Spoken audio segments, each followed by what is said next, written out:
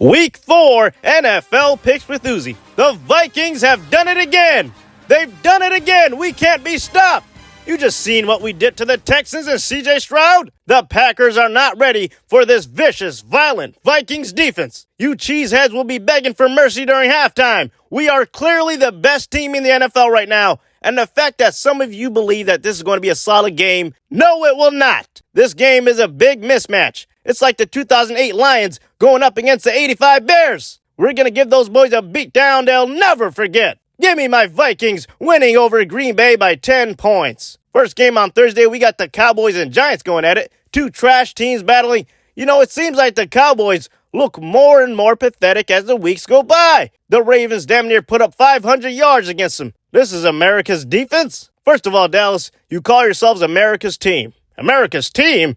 More like America's clowns. The last time this team went to a playoff game was in the wild card 5 years ago. The last time this team went to a championship game was back in '96, and they have the audacity to walk around here calling themselves America's team? You gotta be kidding me. I will officially be stripping that nickname from the Dallas Cowboys. You will earn it back once you actually look like a respectable franchise. I got the Giants winning by 7 points. Next game, we got the Bengals and Panthers going at it. Can you imagine if the Panthers beat the Bengals? It's over for them. The Bengals didn't even look bad last week. Joe Burrow is still looking elite. Jamar Chase is out there balling. But for some reason, this explosive offense is being let down by their horrendous defense. How the hell do you let a rookie embarrass you like that? Cincinnati is in shambles right now. I got the Panthers winning. Yeah, I said it. I got the Panthers winning. I know I said it was over for Carolina, but I had no idea what the problem was. And now, I know exactly what the problem was. Bryce Young, you were the problem. Get Bryce Young out of here.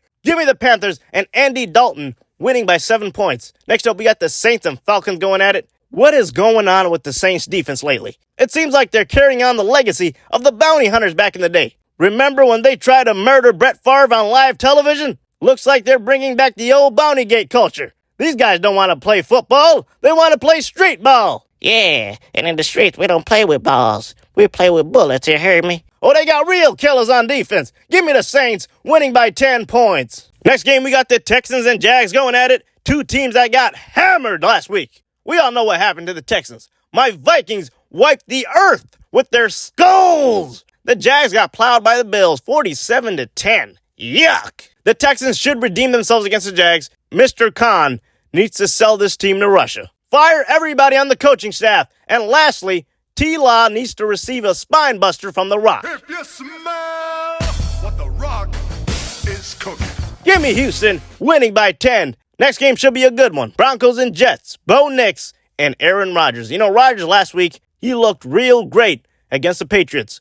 Gave him absolutely no breathing room, 24-3. Embarrassed those boys on primetime television. I told you folks, once Rodgers starts finding that rhythm, I don't care how old the man is, it will be real difficult to stop him. So give me the Jets slightly winning this one by 3 points. Look out for Bo Nix. He could be having a solid game as well. Next up, we have the Steelers and Colts going at it. How the Steelers are undefeated is just beyond me. How Mike Tomlin continues to do this year after year after year after year after year is just impressive. Now, Anthony Richardson is still a man who needs a lot of work done. He's pretty much being carried by his running backs right now. Jonathan Taylor's back is broken from carrying this man for the past 3 weeks. The Steelers defense will have a lot of fun with this man. Give me the Steelers winning by 7 points. Next game, we have the Rams and Bears going at it. Rams lost 41-10 last week. They also lost one of their only weapons on offense, Cooper Kupp. The man Kupp is injured, and now this offense will damn near be non-existent other than Stafford. The Bears looked solid last week against the Colts.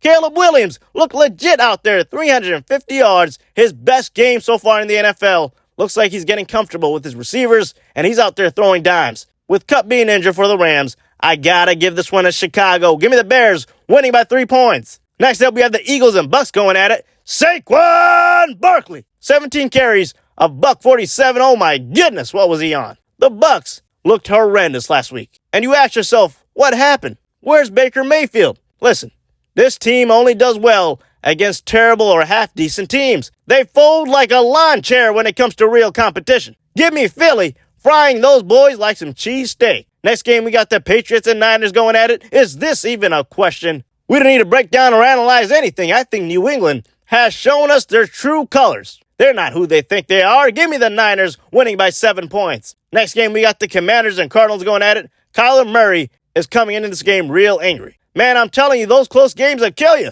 Now the Commanders have found a quarterback, Jaden Daniels, the man in the thumbnail. This rookie was on fire last week against Cincinnati. 250 yards, 2 touchdowns. He almost looked like a veteran out there. This kid's going to be special, and I wouldn't bet against him just yet. But I have a feeling Kyler Murray might come out the tunnel with white powder around his nose.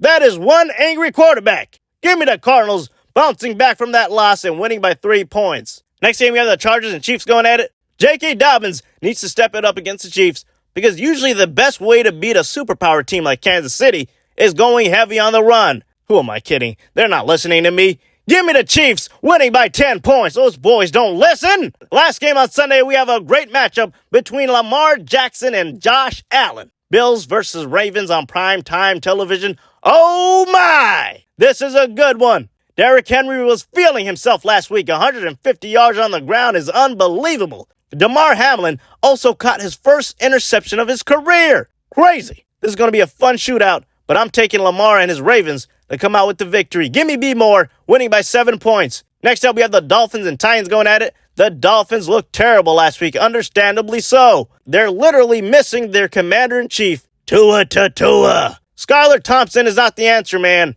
He's not the answer whatsoever. He shouldn't be starting in the NFL, XFL, CFL. I mean, I wouldn't trust that man to start on the fan-controlled football league.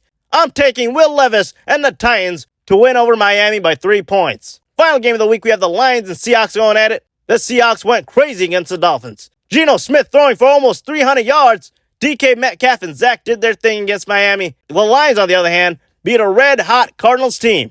David Montgomery had a great game, and he will continue to have another great game against the Seahawks. Give me Detroit winning by 10 points.